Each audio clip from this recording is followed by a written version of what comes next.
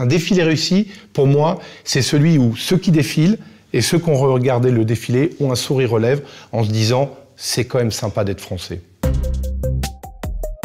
Grand entretien. Entretien. Bonjour Général, merci beaucoup d'avoir accepté notre interview. Bonjour madame. Est-ce que vous pouvez vous présenter s'il vous plaît? Bonjour, je suis donc le général de corps d'armée Loïc Mison. Je suis gouverneur militaire de Paris depuis presque un an. Je suis le 140e à occuper cette fonction. Quelles sont les missions d'un gouverneur militaire de Paris? On dit aussi GMP. Et quel est votre périmètre d'action? L'acronyme de GMP, gouverneur militaire de Paris, est utilisé dans la vie quotidienne.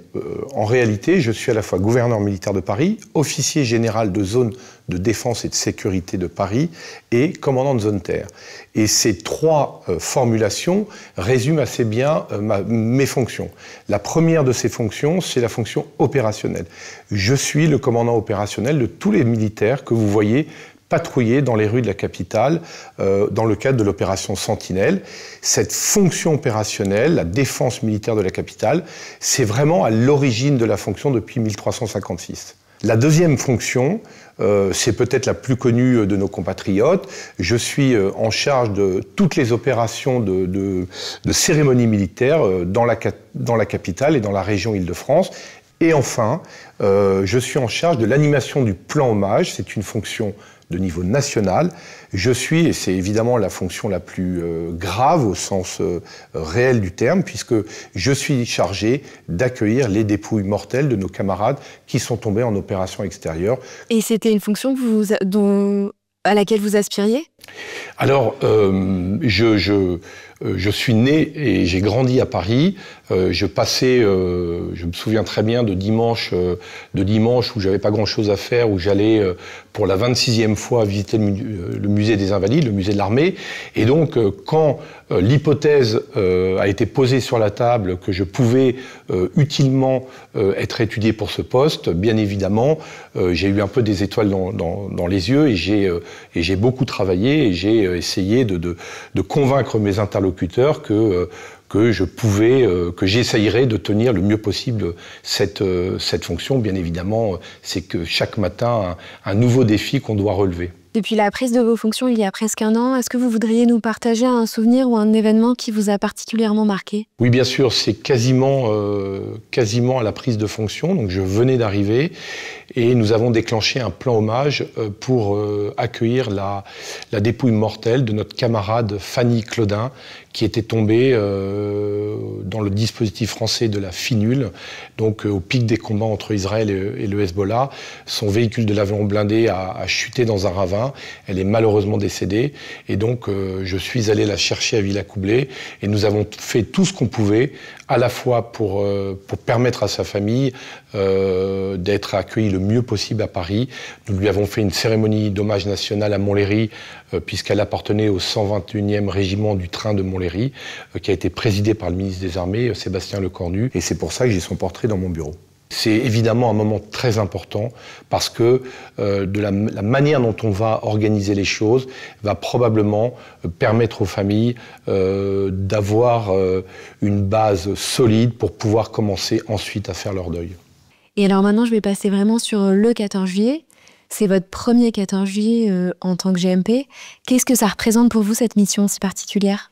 C'est une mission, c'est un sacré challenge, c'est un vrai défi. Alors d'abord, je découvre les coulisses en étant gouverneur militaire de Paris, puisque en fait, il faut bien comprendre que le 14 juillet, on commence à le préparer le 15 juillet de l'année d'avant.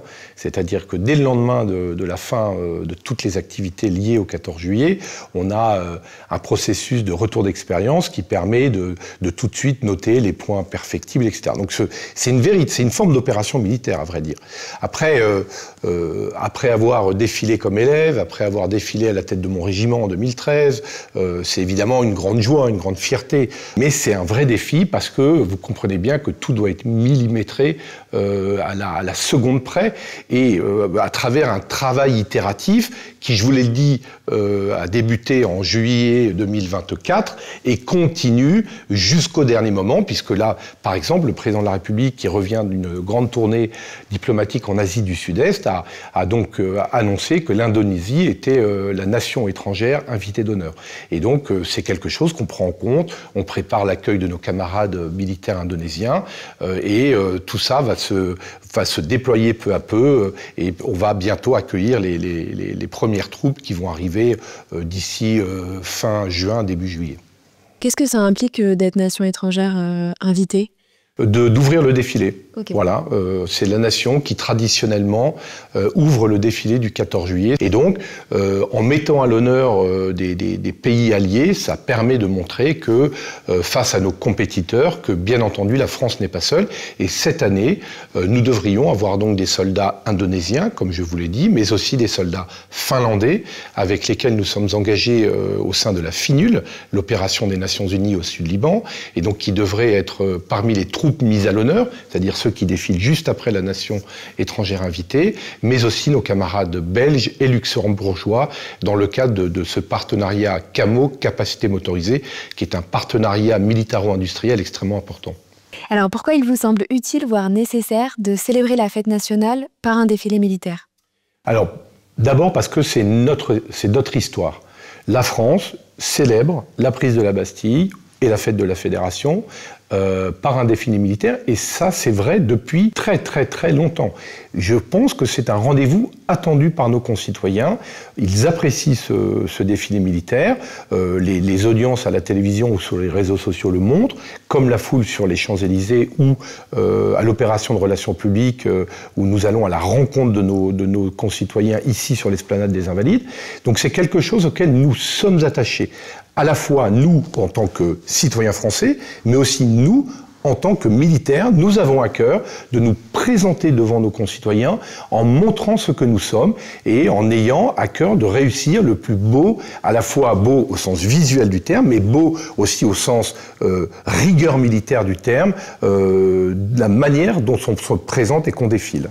Et pour vous, qu'est-ce que c'est un défilé du 14 juillet réussi ? Alors un défilé du 14 juillet réussi, c'est d'abord un défilé où l'ensemble des spectateurs, de nos concitoyens, ont eu l'impression de pouvoir rencontrer leurs forces armées. Et donc un défilé réussi, c'est évidemment quelque chose qui s'est déroulé exactement comme on a prévu qui se déroule. Alors bien évidemment, vous pouvez imaginer qu'il y a toujours des impondérables qui fait qu'on est...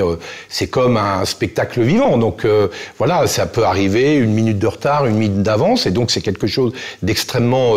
on est tous tendus vers la réussite. Mais voilà, je crois qu'un défilé réussi, pour moi, c'est celui où ceux qui défilent et ceux qui ont regardé le défilé ont un sourire aux lèvres en se disant « c'est quand même sympa d'être français ».